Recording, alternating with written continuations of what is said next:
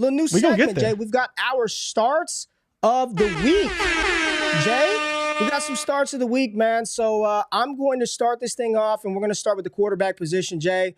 My QB start of the week, you talked about him a little while ago. We had just touched on him. I know some people are concerned coming back from injury, but quarterback start of the week for me is Matthew Stafford. Seahawks are giving up 238 a game. That's bottom third in the league, and they're giving up the fifth most completions per game on this season. So when I'm looking at Cooper Kupp and Puka Nacua, their lines where the books have their yardage prop set at and their reception prop set at, I think this is one where Matthew Stafford's going to come out slinging the ball, man. I'm excited to see him back on the field. He's been out for a couple of weeks. So for me, at cost, give me all the Matthew Stafford I can fire up this week. I'm excited about him coming back. He is my quarterback start of the week. Who you got, Jay? So I'm going a little bit off the board here. We played a lot of super flex leagues. You are going off the board before you say the name. You are going off the board before you say the name. I mean, I could have said like Kyler Murray or CJ Stroud. I got you. What's the fun in that? Here we go. So let's have fun. This week, Ray, we are going to be going with Jordan Love, the starting quarterback for the Green Bay Packers, to put up a good fantasy performance against the LA Chargers. Now, I want some people to notice a few things. I did drop some information earlier, but Jordan Love has thrown the ball 40 times in two of his last 3 games, and the Chargers have allowed 308 passing yards per game since week 5. So it is a great matchup when you're talking about a quarterback, the wide receivers, and tight ends up against a Chargers defense that hasn't played overly well. Now, that has mostly been against good quarterbacks, and against bad quarterbacks, they've played much better.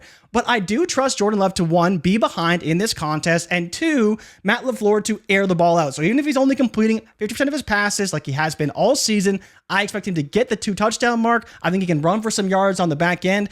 The biggest thing with Love is, as much as I dislike him, when the fourth quarter hits, man, he's good. The garbage piles up. It's like Patrick Mahomes in the fourth quarter. Jordan Love is awesome. He's just slinging it all around, reckless abandon. It's funny. It's like when he has nothing to lose, he's good. But when it's tight and he's starting to get nervous, he plays bad. So I do like the floor. And the bigger thing is that you can expect him to be right around the high-end QB2 range, back-end QB1. And that's why I really like him in the matchup. Chargers have only generated pressure 30% of the time. League average is around 35%. Last week, he played against the Steelers, threw for the most yards he's thrown for all year, 282 and 2 touchdowns. And the Chargers generate even less pressure than that. So he should have more time in the pocket. Hopefully, better rapport with the wide receivers, and a great game to be a starting quarterback. So Jordan Love is my start of the week at quarterback. After the shock factor, you got a little love. Joe, KMG King, Patrick, both like he's been decent in fantasy. He sucks in real life, but been decent. Yeah, he's better in fantasy. All right. Yeah. All right, Jay, let's go to the running back starts of the week. And for me,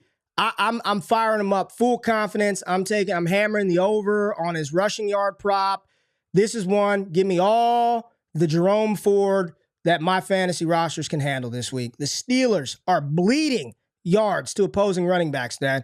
131.2 yards per game they are giving up. They are also allowing the Browns are number 1 in the NFL in rush attempts per game at about 35 rush attempts per game. Jerome Ford getting about 14 right now.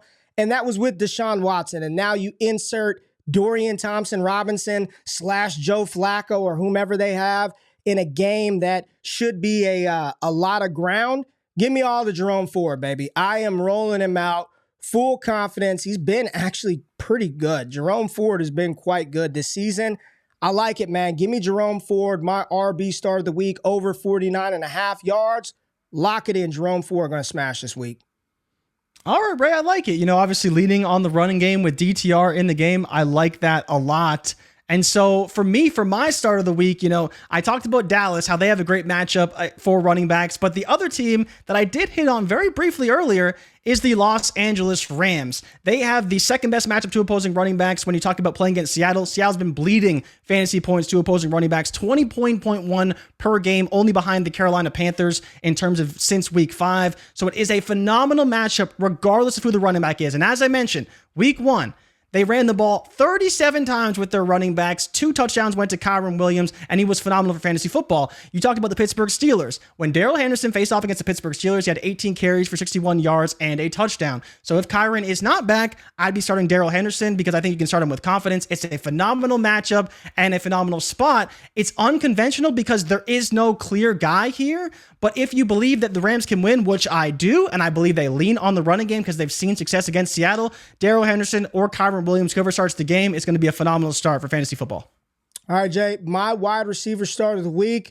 This team has given up the second most yards to opposing wide receivers, and this player has one of the highest Trinity scores in the database. I'm going to San Francisco to talk about that man, Aiyuk. Brandon Aiyuk. This is the week. Come on, baby. I want more than 3 receptions, 4 receptions. Score the touchdown. The air yards are there. 45% air yard share for Brandon Aiyuk. Target share sitting at about 25%, and the yak right under a tick under 4. But this is one where the total is high. Tampa Bay's defense is awful. Brock Purdy is efficient. Get the ball out. Air Aiyuk. Let's get it done this week. Brandon Aiyuk. My wide receiver star of the week is receiving prop at 66.5 yards. I like it, Jay. Give me some Brandon Aiyuk in week 11. Love it. Love it. Almost a top 12 wide receiver on the week for Aiyuk. And as you mentioned, playing against the Bucs defense that does play quite a bit of man as well. And we know that Aiyuk is their man beater. So a great spot for Brandon Aiyuk. My start of the week, Ray, I'm going keeping it simple.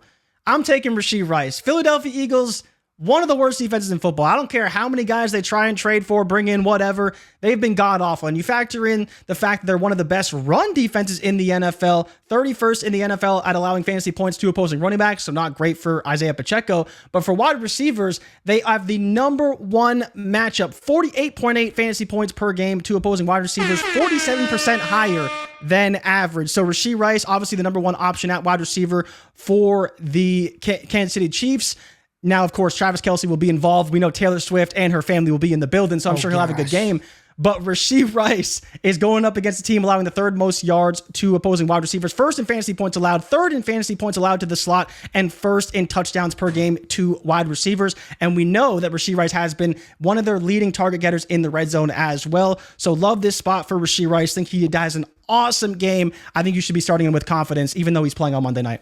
All right, and then the final tight end start of the week for me, I know you're a little concerned, but I'm firing him up full confidence. Dalton Schultz out in Houston. CJ Stroud, security blanket. He is an incredible weapon for the young quarterback in a game that should be a high-scoring affair. We like both tight ends in this one. I like me some Dalton Schultz. Jay, who's your tight end start of the week? Let me get the beast up. Yeah, I just got it in the show sheet before you did, so I'll be taking Trey McBride, his number 1 matchup against opposing tight ends. It's just a ridiculous how many points that Houston allows every single week. They've just been god-awful. So Trey McBride, easy start this week, 11.6 targets, 8.6 receptions, 79 receiving yards, 9.2 yards per reception, and 0.6 touchdowns is what Houston is allowing to tight ends every single week. And most of it also coming from the slot. 13.1 of the 19 points are coming from the slot, and McBride obviously can definitely run routes out of the slot and in line. But number 1 in the league, 55% above average, phenomenal spot for Trey McBride up against this Houston Texans defense. Yeah, man, it's going to be a fun one. Can't wait for that game. But those are our Week 11 NFL starts of the week.